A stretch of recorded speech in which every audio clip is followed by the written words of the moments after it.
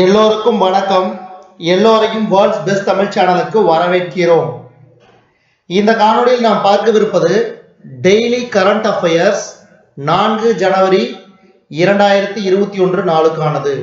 Daily current affairs 4 ஜனவரி 2021 நாளுக்கானது. முதல் கேள்வி, மத்திய பிரதேச உயர் நீதிமன்றத்தின் 26வது தலைமை நீதிபதியாக பதவியேற்றவர் யார்? மத்திய பிரதேச உயர் நீதிமன்றத்தின் 26வது தலைமை நீதிபதியாக பதவியேற்றவர் யார்? இதுக்கு சரியான விடை ஆப்ஷன் சி, முகமது ரஃபீக். முகமது ரஃபீக். அதாவது மத்திய பிரதேச உயர் நீதிமன்றத்தின் 26வது தலைமை நீதிபதியாக முகமது ரஃபீக் அவர்களுக்கு அந்த மாநில ஆளுநர் ஆனந்திபென் பட்டேல் 3 ஜனவரி 2021 தேதி பதவி பிரமாணம் செய்து வைத்தார். அடுத்தது இரண்டாவது கேள்வி, ஜம்மு காஷ்மீர் மற்றும் லடாக் உயர் நீதிமன்றத்தின் புதிய தலைமை நீதிபதியாக பதவியேற்றவர் யார்? ஜம்மு காஷ்மீர் மற்றும் லடாக் உயர் நீதிமன்ற புதிய தலைமை நீதிபதியாக பதவியேற்றவர் யார்? இதுக்கு சரியான விடை ஆப்ஷன் பி, பங்கஜ் மித்தல். பங்கஜ் மித்தல்.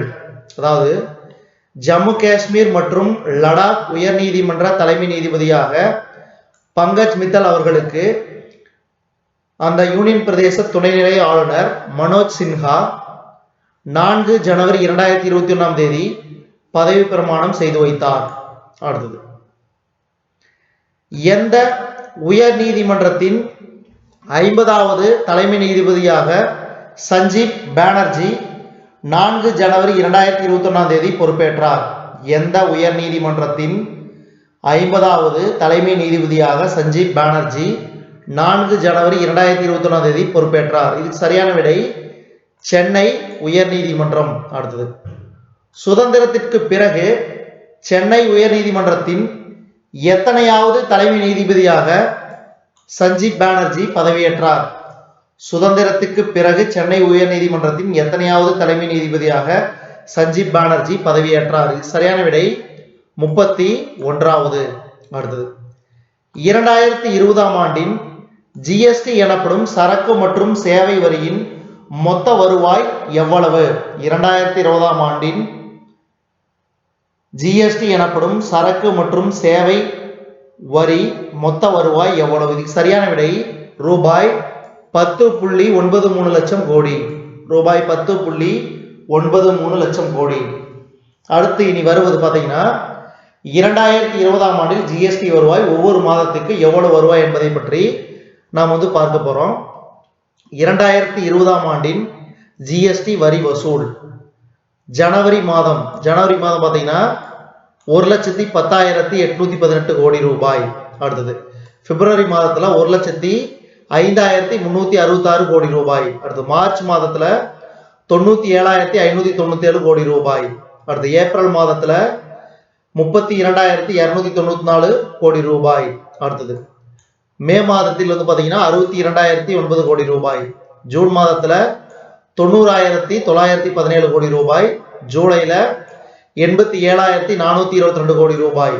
அடுத்தது ஆகஸ்ட்ல பாத்தீங்கன்னா 86,449 கோடி ரூபாய். அடுத்து செப்டம்பர்ல 95,480 கோடி ரூபாய். அக்டோபர் மாதத்தில் 1,05,155 கோடி ரூபாய். நவம்பர் மாதத்துல 1,04,963 கோடி ரூபாய். டிசம்பர் மாதத்துல பாத்தீங்கன்னா 1,15,174 கோடி ரூபாய்.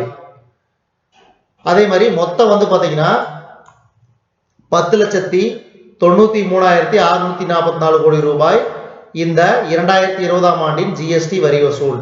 அடுத்தது ஆறாவது கேள்வி, பெங்களூருவில் மின் விநியோக அமைப்பை மேம்படுத்த ஆசிய வளர்ச்சி வங்கியுடன் எத்தனை மில்லியன் அமெரிக்க டாலர் கடன் ஒப்பந்தத்தில் இந்தியா கையெழுத்திட்டது? பெங்களூருவில் மின் விநியோக அமைப்பை மேம்படுத்த ஆசிய வளர்ச்சி வங்கியுடன் எத்தனை மில்லியன் அமெரிக்க டாலர் கடன் ஒப்பந்தத்தில் இந்தியா கையெழுத்திட்டது? சரியான விடை 100 மில்லியன் அமெரிக்க டாலர். அடுத்தது, இந்தியாவில் டிஎன்ஏ அடிப்படையில் தயாரிக்கப்படும் முதல் கரோனா தடுப்பூசி எது?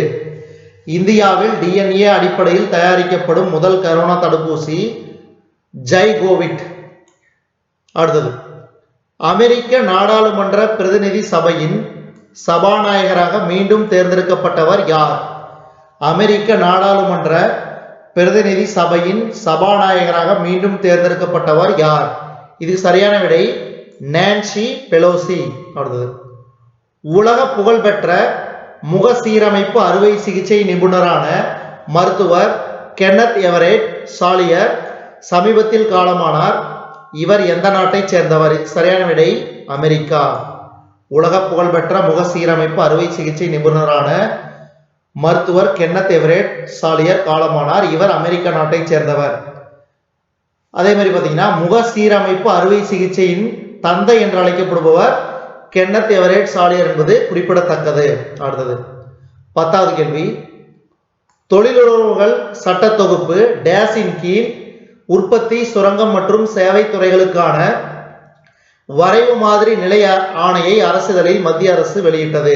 இதுக்கு சரியான விடை ஆப்ஷன் ஏ 2020 பிரிவு 29. அடுத்தது கர்நாடக மாநில கைவினை பொருட்கள் மேம்பாட்டு கழகத்தின் நிர்வாக இயக்குநராக நியமனம் செய்யப்பட்டவர் யார்? கர்நாடக மாநில கைவினை பொருட்கள் மேம்பாட்டு கழகத்தின் நிர்வாக இயக்குநராக நியமனம் செய்யப்பட்டவர் ரூபா. அடுத்தது ஜெயின் ஹவுசிங்கில் எந்தெந்த சர்வதேச நிறுவனங்கள் ரூபாய் 175 கோடி முதலீடு செய்தன? இதுக்கு சரியான விடை ஆப்ஷன் சி இவை இரண்டும். அதாவது ஜப்பான் நாட்டைச் சேர்ந்த நிப்பான் லைஃப் அசெட் மேனேஜ்மெண்ட் லிமிடெட் நிறுவனமும் அப்போலோ குளோபல் மேனேஜ்மெண்ட் நிறுவனமும் அமெரிக்காவைச் சேர்ந்த அப்போலோ குளோபல் மேனேஜ்மெண்ட் நிறுவனமும் ஜெயின் ஹவுசிங்கில் 175 கோடி முதலீடு செய்துள்ளன. அடுத்தது இந்த நிறுவனத்தில் பாத்தீங்கன்னா ஏற்கனவே சிங்கப்பூரை சேர்ந்த குளோபல் சாவரின் வெல்த் ஃபண்ட் நிறுவனமும் ஜேண்டர் பைனான்ஸ் உள்ளிட்ட நிறுவனங்கள் ரூபாய் 5150 கோடி வரை முதலீடு செய்தது குறிப்பிடத்தக்கது. அடுத்தது சீரம் நிறுவனம் கோவிஷீல்டு தடுப்பு மருந்தை உற்பத்தி செய்து மத்திய அரசின் தடுப்பூசி திட்டத்துக்கு விநியோகிக்க 4 ஜனவரி 2021 அனுமதி வழங்கப்பட்டது. அடுத்தது இந்திய மருந்து தர கட்டுப்பாட்டு அறையின் அமைப்பின் நிபுணர் குழு பரிந்துரையின் அடிப்படையில் மத்திய மருந்து கட்டுப்பாட்டு அமைப்பு இந்த அனுமதியை 3 ஜனவரி 2020 வழங்கியிருந்தது குறிப்பிடத்தக்கது. 3 ஜனவரி 2021 மன்னிக்கவும் 2021. அடுத்தது விவசாயிகளிடமிருந்து நெல் கொள்முதல் செய்வதற்காக இந்திய அரசு, சத்தீஸ்கர் மாநில அரசு மற்றும் இந்திய உணவுக் கழகம் ஆகியவை ஓர் புரிந்துணர்வு ஒப்பந்தத்தில் கையெழுத்திட்டன. அடுத்தது தமிழ் மொழி கலாச்சாரத்தை மேம்படுத்துவதற்காக தமிழ் அகாடமியை தில்லி அரசு அமைத்து 3 ஜனவரி 2021 அறிவித்தது. இந்த அகாடமியின் தலைவராக தில்லி துணை முதல்வர் மணீஷ் சிசோடியா, துணைத் தலைவராக தில்லி மாநகராட்சி முன்னாள் கவுன்சிலர் என் ராஜா ஆகியோரை நியமித்து தில்லி அரசு அரசாணை வெளியிட்டது. இதுவரைக்கும் நம்ம இந்த காணொலியில பார்த்தது பாத்தீங்கன்னா டெய்லி கரண்ட் அஃபேர்ஸ், அதாவது தினசரி நடப்பு நிகழ்வுகள் 4 ஜனவரி 2021 நாளுக்கானது. இந்த காணொலி உங்களுக்கு பிடிச்சிருந்துச்சுன்னா லைக் பண்ணுங்க, கமெண்ட் பண்ணுங்க, மறக்காம இந்த காணொலியை உங்க நண்பர்களுக்கும் மற்றவர்களுக்கும் ஷேர் பண்ணுங்க. இதுவரைக்கும் நம்ம வேர்ல்ட்ஸ் பெஸ்ட் தமிழ் சேனலை சப்ஸ்கிரைப் பண்ணாங்க, சப்ஸ்கிரைப் பண்ணிக்கங்க. கீழே இருக்கிற பெல் பட்டனை பிரஸ் பண்ண மறந்துடாதீங்க. நம்ம வேர்ல்ட்ஸ் பெஸ்ட் தமிழ் சேனல்ல டெய்லி கரண்ட் அஃபேர்ஸ் 4 ஜனவரி 2021 நாளுக்கான காணொலியை நம்ம வேர்ல்ட்ஸ் பெஸ்ட் தமிழ் சேனல் வாயிலாக பார்த்தமைக்கு நன்றி.